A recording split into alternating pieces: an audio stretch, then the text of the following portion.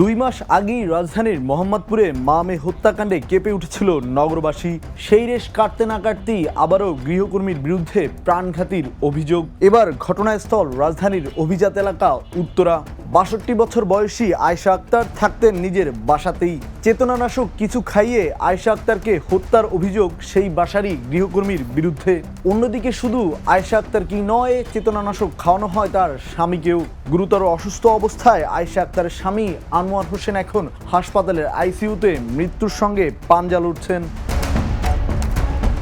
পরিবার সূত্রে জানা যায়, গত 14 ফেব্রুয়ারি পরিচ্ছন্নতা কর্মী রবিনের মাধ্যমে মারুফা নামে এক নারীকে গৃহকর্মী হিসেবে নিয়োগ দেওয়া হয়। 17 ফেব্রুয়ারি সব তথ্য যাচাই বাছাই করে চাকরি চূড়ান্ত করার কথা ছিল মারুফার, কিন্তু তার আগেই ঘটে গেল ভয়াবহ ঘটনা।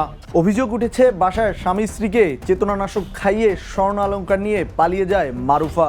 ঘটনাস্থলেই মৃত্যু হয় আয়েশা আক্তারের। এই ঘটনায় এলাকায় সৃষ্টি হয় চাঞ্চল্য। আমার ফুপু আসলে মৃত্যুবরণ করেছেন, মানে হত্যা করা হয়েছে তাকে চেতনানাশকের মাধ্যমে। এবং আমার যে ফুপা, উনি আসলে এখন আইসিইউতে আছেন, ওনাকে এখন বস করা হয়েছে, উনিও আসলে মুমূর্ষু অবস্থায় আছেন। তো সব মিলিয়ে আসলে এই যে সিকিউরিটি আসলে আমরা কোথায় পাবো? একটা কাজের মানুষের কাছ থেকে আমরা সিকিউরিটি পাচ্ছি না, বা এই কাজের মানুষগুলোও আসলে আমরাও তো আসলে এতটা ইউজ টু হয়ে গেছি, এদের উপর অনেকটা নির্ভর আমরা হয়ে গেছি। আমাদের আসলে প্রয়োজন নিজের কাজটা নিজে করে যতটুকু আসলে সচেতন থাকা যায়। তবে এরকম ঘটনা পার পেয়ে যাবে কেউ, এইটা আসলে কোনোভাবে মেনে নেন আমি চাই অবশ্যই সেটা একটা, আমরা বলি আসলে গণমাধ্যমে বলি সুষ্ঠু তদন্তের মাধ্যমে বিচার হবে, বাট আমরা আসলে সেই বিচার কবে দেখতে পাবো? 3 দিন আগে বুয়া রাখছে রাস্তাতে, তার কোনো পরিচয় রাস্তাতে যাইতেছে, বুয়া রাখছে। এই যে বুয়া রাখছে ঠিক করে দিছিল, ওইটা একটা ক্লিনার ছেলে আছে, রবিন নামে একটা ময়নাটা। এই যে রবিন ময়লা, রবিনকে কি হচ্ছে ওনারা আগে থেকে চিনতো? এই এরা কাজ করে, সে পার্মানেন্ট লাইনে কাজ করে, আমাদের বিল্ডিংয়ে ময়লা বালতি লাগায়। রবিন কি ওই যে ক্লিনার তারা চিনতো? না, ওই কাজের বুয়া ছিল। কইছে আমাদের বুয়া নাই, আমরা একটা বুয়া দেব কাজ করানোর জন্য। পরে বুয়া নিয়ে দিছে, তারা দেখে রাখছে, বুয়া ছিল।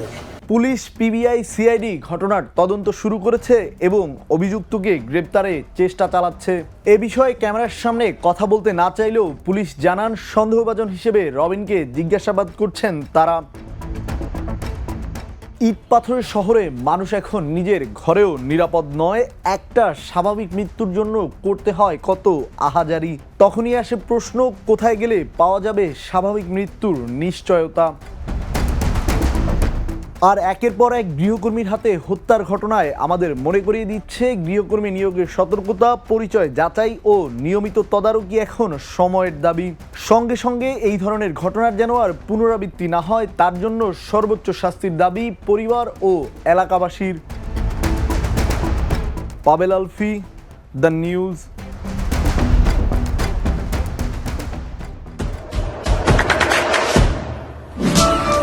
দেশে দেশে সবার সাথে দ্য নিউজ।